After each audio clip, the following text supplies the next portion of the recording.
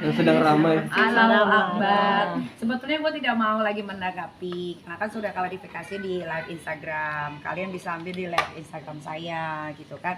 Kenapa saya menangis ya karena saya tuh kan orangnya suka apa sih namanya? Terenyuh. Bukan emosian. Sensitif. Bukan. Apa-apa tuh dipendem, apa-apa tuh dipendem. Gitu. Ngerti nggak sih? Karena pendemannya itu udah airnya udah penuh, gelasnya udah penuh, luber gitu loh, luber gitu. Jadi seberapa pendem sih Kak Niki, maksudnya apa yang Kak Niki pendem soal hubungannya? Seperti yang kalian tahu, saya tidak pernah menjelek-jelekan bilangnya apa ya? X. Belum, karena kan dia belum menceraikan saya ya. Suami saya ya. Saya tidak pernah. Setiap kalian wawancara saya tidak pernah menjelekkan dia.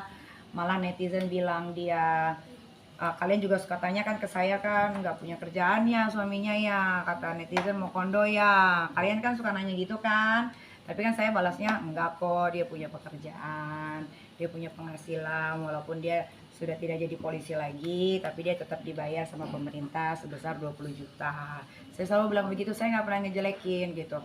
Nah kenapa saya menangis ya karena itu gelas itu sudah tidak bisa menampung airnya lagi, makanya keluar dengan sendirinya gitu. Akumulasi dari kekecewaan. Berarti sebelumnya juga ada masalah yang Kak Niki pendem sampai akhirnya Berarti bukan sekali akhirnya dua seperti kali ini. dong Nyai.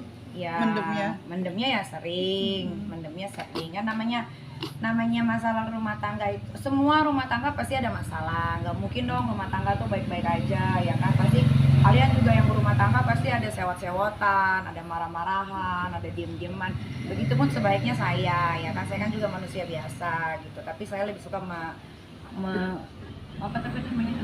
memendam gitu loh. Nyai, tapi kan ini akhirnya jadi sesama di sosmed saling Nyindir Tidak, jadi gini ya. Gimana tuh? Kalau kalian tuh pasti kan following Instagram gue dong, nggak mungkin enggak ya. Saya tidak pernah yang namanya menjelekkan dia. Jadi saya cuma satu postingan aja waktu itu, postingan bahwa kita sudah menikah secara siri, ya untuk supaya apa ya namanya ya. Kan netizen ini bilangnya kita kumpul kebo.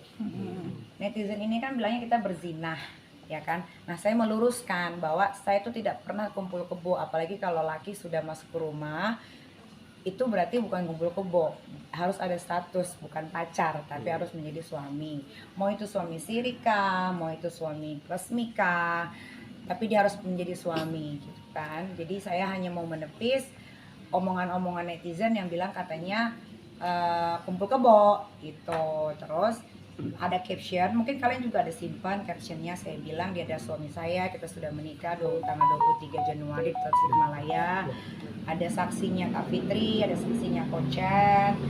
Nah abang saya ditelepon di Jakarta, dia bilang katanya diwakilkan saja karena itu cuma nikah siri. Ya sudah, tapi nikah sirinya itu bukan nikah siri biasa, ada surat, yang surat lampirannya itu disimpan sama Kak Fitri.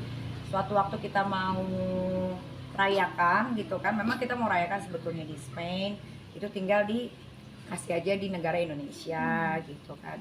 Ya apalagi Kak, itu kan yang soal katanya tas terus habis itu kan saya bilang saya kaget pas bangun tidur sekitar jam 8, saya bangun tidur, saya bikin jus seperti biasa untuk anak-anak, untuk dia saya bikin omelet untuk sarapan ya kan.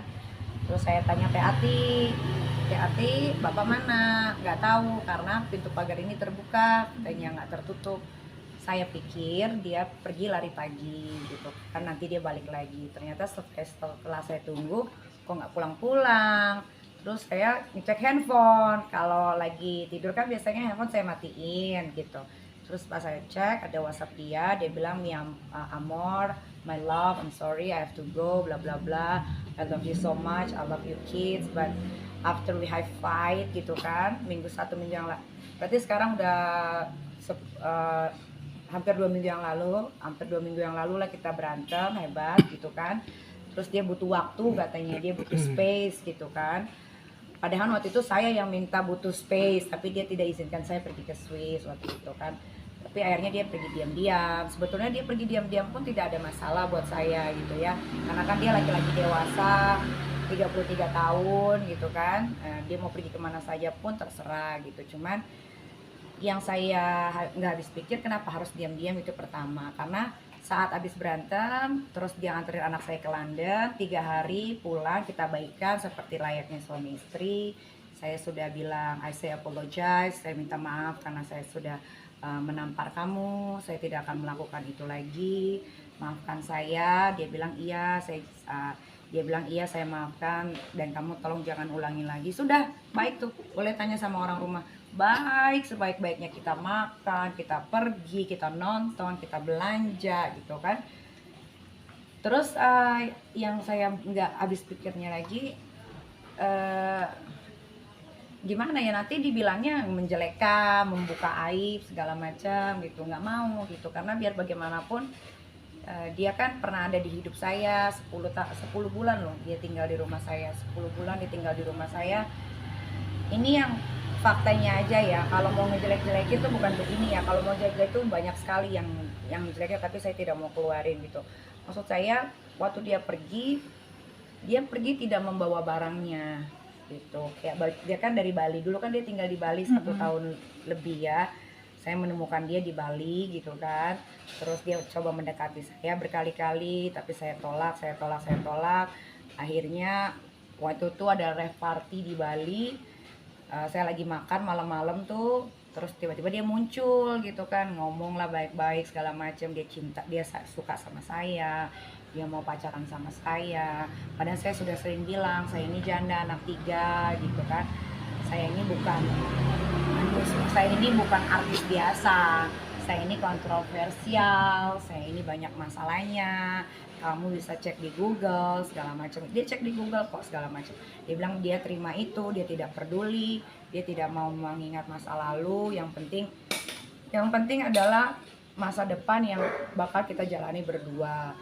Terus setelah dia ngomong itu, gue berpikir ya kalau dia bisa terima begitu ya baik, tapi tetap tuh belum pacaran juga. Akhirnya saat opening Atlas di Bali, saya mengundang dia dan teman-teman saya yang lain gitu kan. Nah di situ lebih intens lagi dia ngomongnya. Dia bilang saya mau sama kamu lah, bla bla bla, ini itulah pokoknya. Sudah. Terus saya bilang, kalau kamu mau sama saya, kamu tidak boleh tinggal di Bali gitu. Kamu harus pindah dari situ, karena saya tahu Bali hidupannya seperti apa ya. Di Bali itu kan ya party, ya Having sex. Ya kan. Satu malam bisa beda-beda orang, Freedom. gitu kan. Freedom life, saya nggak suka gitu kan. Terus saya tanya, kamu mau nggak? Kalau kamu mau oke, gitu kan. Tapi saya di sini lagi sedang ngurus. Jadi dia tuh ceritanya setelah selesai jadi polisi, tidak mau lagi jadi polisi, dia itu ceritanya pengen jadi desainer, perancang baju ceritanya, dan dia lagi bikin kaos. Dan akhirnya kita ke tempat pembikinan kaosnya dia, namanya Son kalau nggak salah itu ya. Pas saya datang ke sana, saya tanya, ini mana kaosnya si Tony? Terus dikasih tahu ini kaosnya. Terus saya tanya berapa harganya, karena tas saya pegang begini bahannya, wah ini bahannya jelek kok dikasih harganya mahal banget ya gitu kan. Terus saya bilang, kenapa kamu kasih mahal banget? Langsung dia bilang, oh ya ini buat Mbak Niki jadi murah gitu. Nah saya pikir itu udah langsung diproses gitu kan. Ternyata sampai detik ini pun itu tidak jadi-jadi gitu. Akhirnya dia datang ke Jakarta, kita berpacaran. Gak lama kita berpacaran, saya masuk Serang Kota ya kan, di kelas 1 Serang Kota itu selama 2 bulan setengah. Selama 2 bulan setengah itu juga saya bertanya sama dia sebelum saya masuk ke sel. Saya masih pegang handphone, saya telepon. Yang saya telepon adalah cuma 4 orang saat itu. Dia, Kak Fitri, Kak Amel, Pochen, that's it. Cuman dia aja. Terus saya bilang sama dia, saya di penjara, saya tidak tahu saya salahnya apa, tapi saya tidak tahu berapa lama saya akan ada di sini. Kalau kamu mau pergi boleh, tapi kalau kamu mau tinggal di rumah saya boleh, tapi ada anak-anak saya yang akan merepotkan. Nggak apa-apa, saya akan menjaga anak-anak kamu karena saya mencintai kamu dan anak-anak kamu, gitu kan. Padahal sih nggak merepotkan juga karena kan di rumah ada 4 pembantu ya kan, dan kalian lihat sendiri kan betapa dekatnya anak-anak saya dengan Teh Ati gitu kan. Ya sudah, saya bilang kalau memang mau apa namanya tinggal di sini stay ya silahkan, tidak ada masalah gitu. Ya sudah, 2,5 bulan berlalu, akhirnya saya keluar tanggal 29 Mei. Terus akhirnya kita memutuskan karena gue melihat dia tulus dengan anak-anak. Gue tuh orangnya tuh selalu gampangan tulus kalau ada laki-laki yang sayang sama anak gitu.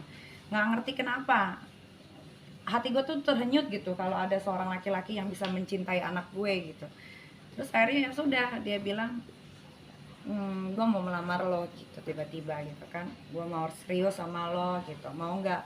Ya gue mau aja gitu kan, karena ya anak-anak gue juga udah deket, soalnya 2,5 bulan nggak ada gue, cuma ada dia kan.